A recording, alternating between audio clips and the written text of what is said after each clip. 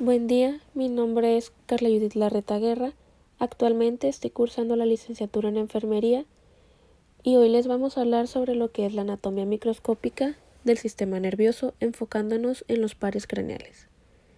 Como parte introductora, mostraremos qué son los pares craneales y las funciones que tienen cada uno de ellos. En sí, los 12 nervios o pares craneales ponen en práctica un largo recorrido que parte desde el encéfalo hasta los diversos puntos de la cabeza.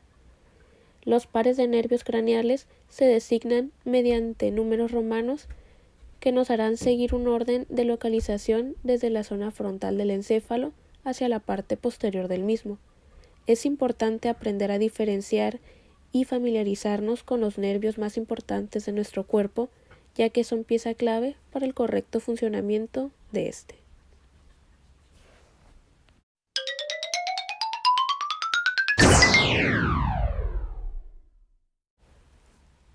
Los pares craneales son los pequeños orificios de la base del cráneo que tiene conexiones con el encéfalo y que se manifiesta como una masa gris. Cada uno de estos nervios craneales tiene sus funciones diferentes que hacen que se lleven a cabo las funciones correctamente de cada uno de ellos. El primero es el nervio olfatorio, que su origen real sería la mucosa nasal, pero como origen aparente se encuentra el bulbo olfatorio. Como orificio de salida sería el hueso frontal del etmoides, siendo un tipo de nervio sensitivo, donde su función primordial es transmitir la información olfatoria desde el cerebro, transmitiéndolo como impulsos olfativos. Cabe resaltar que este primer par craneal es el único nervio sensorial que no tiene una conexión precortical con el tálamo. El segundo par craneal, que sería el óptico, tiene un origen real en la retina, como un origen aparente en el globo ocular, donde su orificio de salida es el hueso frontal del etmoides, siendo un tipo de nervio sensitivo. Es el responsable de la visión y del componente aferente del reflejo pupilar fotomotor. El nervio óptico termina formando el quiasma, que es donde se decusan la mayoría de las fibras nasales y siguen sin decusar las fibras temporales. Es originado en el mesencéfalo profundo a los colículos superiores.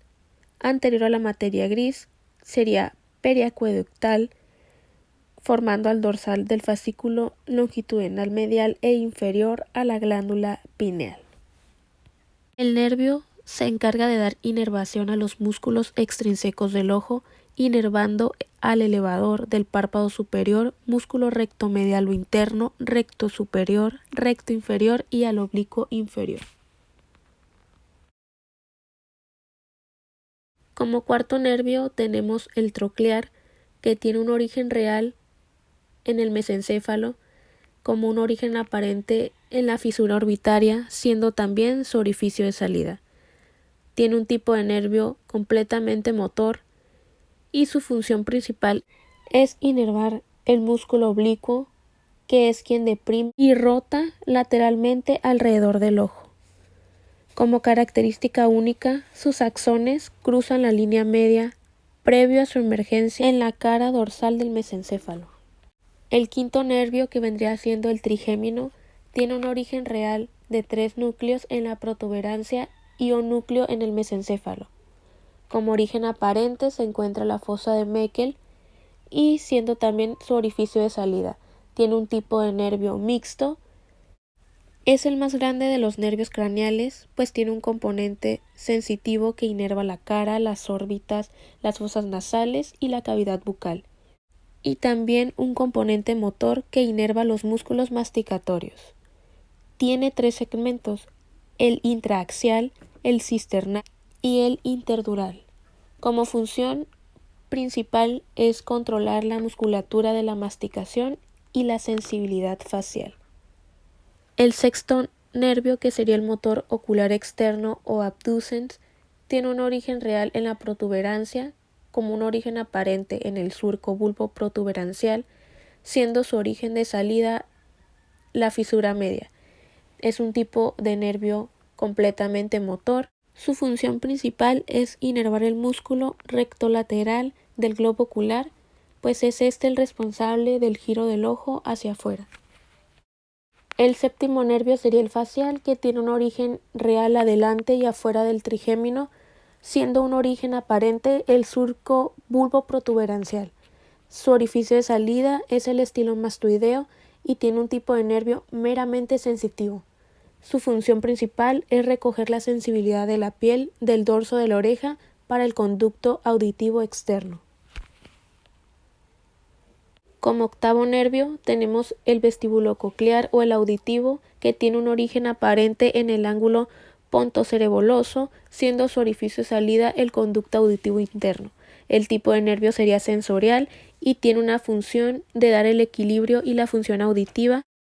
En el noveno par craneal encontramos el nervio glosofaringeo, que tiene un origen aparente surco-retroolivar con un orificio de salida rasgado posterior.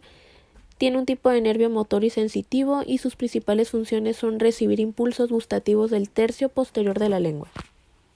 En el décimo par craneal tenemos el nervio vago o neumogástrico con un origen aparente surco-retroolivar y su orificio de salida es rasgado posterior.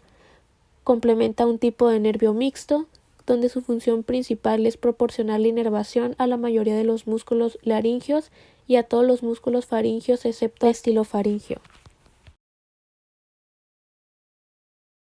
En el undécimo par craneal vendrá el nervio espinal o accesorio con un origen aparente surco-retroolivar, donde sus orificios de salida serán rasgados posterior y comparte un tipo de nervio meramente motor.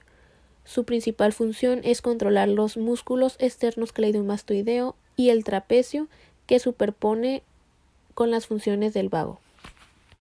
El duodécimo par craneal está localizado en la cara posterior del bulbo, pues hace una protrusión focal en el piso del cuarto ventrículo llamado trígono hipogloso y emerge del bulbo surco preolivar.